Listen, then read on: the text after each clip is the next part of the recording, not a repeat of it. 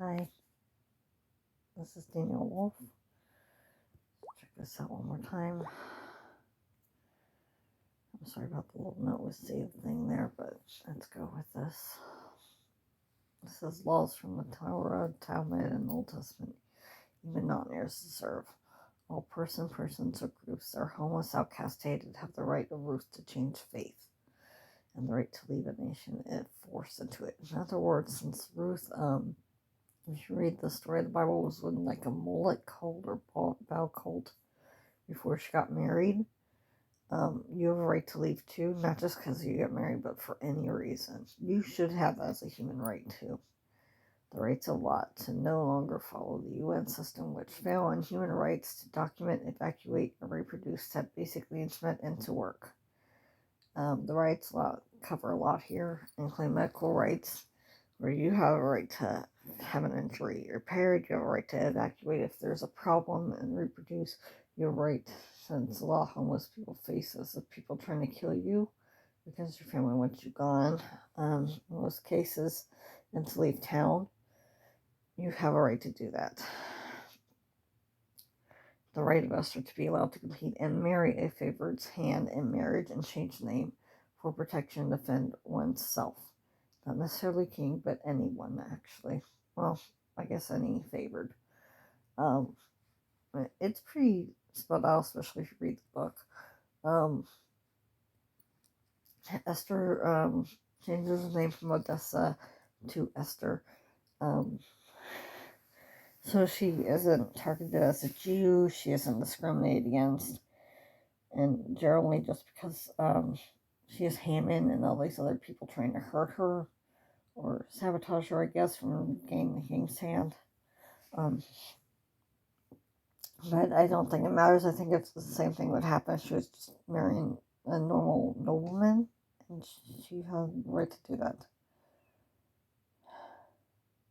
The right of Abraham to leave a property due to threats or lack of resources.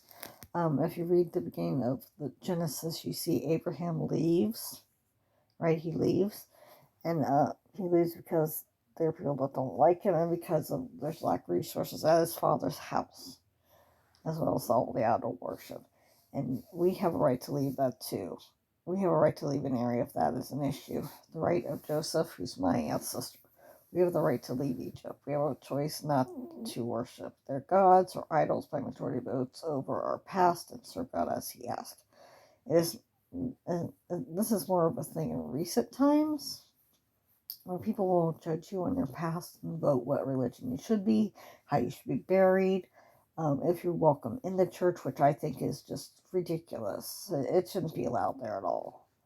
And they've done things I completely disagree with that I never would have done anyway. And we deserve a right to leave and the choice to leave. But Joseph at least had the choice to leave. He didn't, because I guess he liked the women there, liked what living in that part of the world at the time. So I can't really blame him or judge him on that, because that was a long time ago. But we do have the right to leave or not worship gods or idols or over our past. And that's what he did in the Bible. And that's how it should be for everybody. It shouldn't be a whole group vote of what someone's life should be. That's not true. And the UN system doesn't reflect how adults think. Because after 21, you don't want to hear someone else's opinion all the time telling you what you can and can't do, or you can't obtain your destiny because you're not liked enough. We're all supposed to be fucking Britney Spears now. I mean, it's ridiculous. It's obscene. It's outrageous, and it's against God's word. You just can't expect that from people. Excuse my language. But yeah, especially in Ohio, it's just ludicrous. We also have the right of children of God and Jewish people to take back the horizontal rainbow. The gays LGBTQ has taken from us, as well as basic religious, housing, self-expression, education, transportation, and business rights. This has happened more recent times. I do blame my sister for this, Kimberly Johnson. I do blame her for this. since they took the rainbow color coat, which is the horizontal rainbow stripes that you see on the gay flags and stuff, that's actually supposed to belong to the ancestral family of Joseph. And they've done it by illegal voting, illegal people illegally voting in cars, making calls to the bank on who gets to be heir to what. And they've actually done that at deterioration to Jewish rights. American Jews who are usually part European and don't even have a clue. And it's like, unless you're part of a Jewish synagogue, they don't even tell you stuff you're supposed to know. And they shouldn't have the right to do that. And they've taken a lot of our rights away, and they don't have the right to do that. As well as our children. They just don't have the right to do that, and it's against God to do that. Okay. And this is part 2 of that, as well as denying innocent people the right to worship God publicly over gematria or numerology, and the leaders in Ohio have framed them for terrorism and crimes they have not committed, since their leaders have created manipulative, compliant boundary relationships and continue to blame impoverished Christians and Jews for their problems. It's pretty self-explanatory, but it's what's been happening in Columbus here, and it just needs to be addressed. That's why I started this party. I don't expect a lot of people to join, but people deserve to have somebody point out where the line's supposed to be, what your rights are supposed to be as a non-heir, what you deserve as a Christian or Jew being persecuted by these people, and what you deserve to know and learn, and what you deserve so you can overcome these people. You don't deserve this stuff. I don't deserve this stuff. My poor daughter doesn't deserve to have her breast cut off because Hillary Clinton said so. None of us deserve any of this. And I'm tired of being the one that was scapegoated. And it just has to be stopped. It really does. The right of Elijah. We have the right to sing and express the will of God and the Holy Spirit if they insist on it. The public doesn't have to like it. Your neighbors don't even have to care for it. They don't have to like you. If God says sing to me, you have a right to warm up your voice and sing. And that just upsets me that we're treated like we don't deserve to do these things. They expect everyone to look like a Trace Atkins or a Keith Urban or Carrie Underwood or, like I said earlier, Britney Spears or Christina Aguilera. And that's just not realistic. They expect you to be a size 2 to 10, regardless if you're male or female, and be between like 130 and 200. Actually, let me cut that. For men, it's 130 and 300 pounds, and for women, it's something like 90 pounds and 150, and that's not fair. And if you're not liked and you go through pregnancy, they have the right to tell you can't lose weight or go to a gym. It's obscene and ridiculous. It's just absurdity at its most, and this is why I hate the UN, because their laws make absolutely no sense, and they target the poorest of people and then force them to give up their whole inheritance, their birthrights, and everything else, when they're the ones that should be regulated. They're the ones that should be investigated.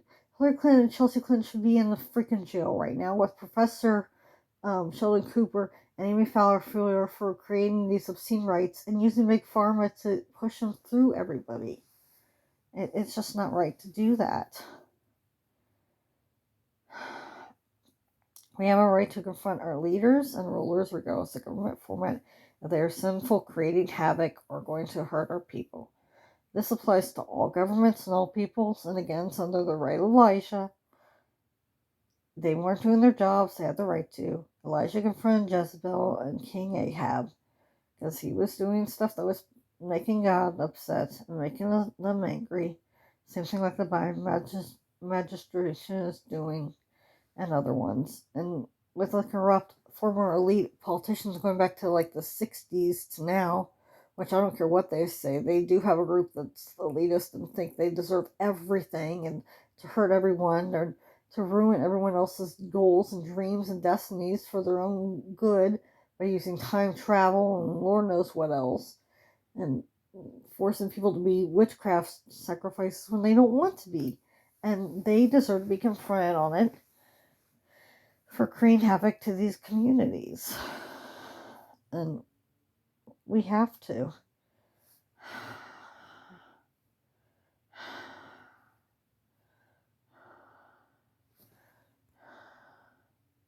We have a right to get blessed if we are disenfranchised as much as the favorites have get a right to drive around town and curse us. Again, this also goes back to the book of Elijah and Melissa. Elijah was getting cursed by everyone. He thought he was going to die. And I know that's like...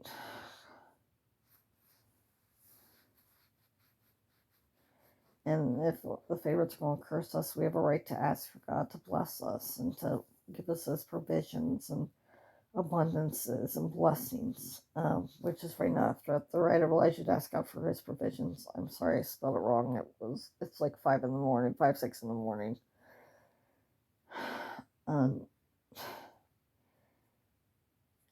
We have a right to ask for it. We just do. I mean, we have the legal right to do so, and I don't care what the government says. I don't care what the TV says. I also don't care for their clothing system. Because, like, pink, all of a sudden I'm not allowed to be me. All of a sudden I have to be poor. Excuse you. I don't have the right to own a house now. How much weed is my banker smoking? I mean, goodness. We have a right to pass our spiritual gifts to those worthy and to be free of sin and witchcraft despite critics, haters, and detractors. Again, this also has to deal with the fact that all the illegal majority contest and voting that's been going on recently, not just here but in other countries. It's a big problem here in Ohio because of the Ethiopians and Somalians, and they want them to be like their country where you curse them with a name, they get nothing. And that creates more problems than it solves, because then you have too many people, only too many houses. It's not fair that my favorite half-brother gets to have 50 houses, but I'm impoverished and can't even get a freaking job and can't eat. Or can't have a normal adult life and make friends or socialize because of my high school. And I'm tired of living like that. It doesn't work, it fails. And we have a right to pass our gift to whoever we choose, regardless of who our class votes for. It's not a voting thing. I didn't say I wanted to have Willow drive around town and force 41 different covenants on me against my free will, by the way. I didn't ask for this. Danielle didn't ask for any of this. I didn't ask for them to mistreat me all the time either and act like it was funny. It's not.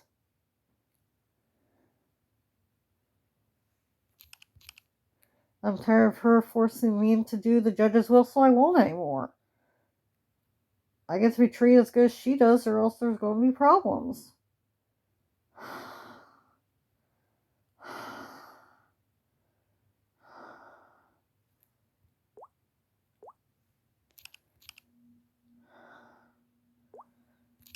And I'm just tired of all the hacking, so all these rich people can keep everything the way that it is. They get to live in Powell and do whatever they want.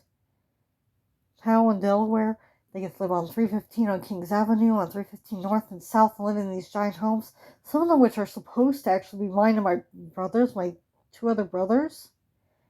And they took them away because I didn't have the right name. I didn't deserve to have the right name. I'm called to be a nurse, and I can't do that now because some guy who lives there's son got pissy because I didn't go out with him when I was 16, when my parents told him no. It's stupid. So to hell with the favorite system. The favorite system needs to go out the freaking trash can. We have the right of Xerxes. Although he's not technically a Jew, he was married to a Jew, so it counts for all. I mean, all with any connection to Jewish and Christianity to learn self-defense, fight, and use weapons only when needed, noble or not. So basically, if someone's trying to take your property, regardless of if you have a home or not, regardless if you're an heir or not, you have a right to defend yourself. You have a right to learn self-defense and to fight and to use weapons. It is not a class choice. People did not sit around ancient times and vote for each other all day. I'm sorry, that's just not the truth. And it makes me mad that these academics want us to live like that because that's what they think they did. And that's not the truth. It's like you people clearly didn't read your scrolls. All right, we have the right of Alyssa to do charity work to serve at religious services, which I agree with this too.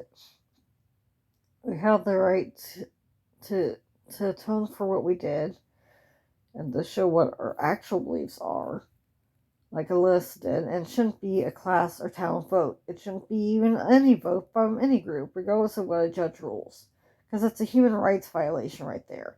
You can't tell someone they can't atone for what they did and then force them to just stay at home all day so they never come outside. You can't treat people like that. We're not sim characters in a computer game. We're actual human beings. You just can't do that to people. We have the right of Jeremiah and Hosea to warn the general public of impending doom, regardless of the community makes us popular by it. If you read both their both their books, Jeremiah becomes popular, Hosea becomes unpopular. They're both already poor to begin with, if you are studying your Bible back then. But they were doing what was best for their community and what was right by God, and that was to tell people the truth, which is, hey, if we don't change, it's going to be impending doom. We got to watch for that country over there. And that was the whole point. And we have a legal right to do that today, too. And it's not fair for them to make it treat like a Saturday Night Live joke. It's not. People do seriously think China and Russia are playing games with us. And it's not right. It's not okay. We have a right to learn the language, find out what's going on, and warn people and tell them what's up. I mean, we just do. We have the right as Sarah, Abraham's wife, to ask God to help. This is regardless of your situation. We have a right to do that too, regardless of being a non-heir. We have the right of Malachi to tell the truth and tell the future. If you are truthfully and honestly telling the future because God sent you a vision, you have a right to tell people about it. Again, same thing with Jeremiah and Hosea. They have a right to know of impending doom. Is it going to make you popular? Probably not. Is it going to make a lot of people to become your enemy? Yes. We have the right of Samuel and to dedicate our life to God. We have the right of Samuel before he became king to dedicate our life to God if we choose to follow it. Once you're 10 years old and older, you really get to start deciding some things for yourself. And if you decide that once you're legal age, you're not going to live as a priest anymore, or you sinned a lot and you decide, oh, next year I'm going to be 41, I want to serve the rest of my life in a convent for God, or monastery or friary or something, you have the right to do that. And it shouldn't matter whether you're a famous person or a favorite or not. You have a right to dedicate your life to God and live according to his ways. And that should be up to you, regardless of what your spiritual gifts are, regardless of what your class or family thinks, and you have a right to do that. We have the right of Rebecca to leave our hometowns and search for husbands or spouses. Again, this is early on in the Bible, and Rebecca basically was leaving home, and she was preparing to go search for her husbands, and she just happened to meet the one that she got right there. And we have the legal right as women to do the same thing, regardless of our circumstances, and regardless of later church laws, to have spouses. It's against God's wishes to not have people have spouses over a popularity law, because God doesn't see the world like that. And it's not fair to force that view on people because they want the world a certain way and when it's not that way. We have the right of Naomi to challenge the corrupted Kotel to give us back our kings and redeemers. The Kotel is basically the Jewish temple in Israel, and it's become very corrupted lately. And we have the right to do what Naomi does in the book of Ruth, which is challenge the corruption of the Kotel and stand up to them and say, yo, we deserve to have our kinsman redeemer. Our life is tough. We deserve to challenge you. We deserve to prove our faith. And we deserve to say, hey, we deserve to have a house too and be treated like decent human beings. And that's just it. We have the right of Elisha as people of Israel and Christians to disprove false prophets. This applies to so many right now. There's so many false preachers and prophets. There's this one guy walking around Israel who's supposedly an antichrist, who's healing people that's Jewish. I don't know if that's true or not. I don't know who he is, but still, we have a right to disprove this if this is the truth. And if God has shown us this, and we have a right, regardless of being non-heirs, to do this. And I'm tired of people being told that they can't because Hillary Clinton said so, or because Barack Obama said so, or because Donald Trump's people said so. It doesn't matter. Politics or not, you don't have the right to just stomp over people and say they can't do that. They have every right to stand up for it. Alright, well this has been nice.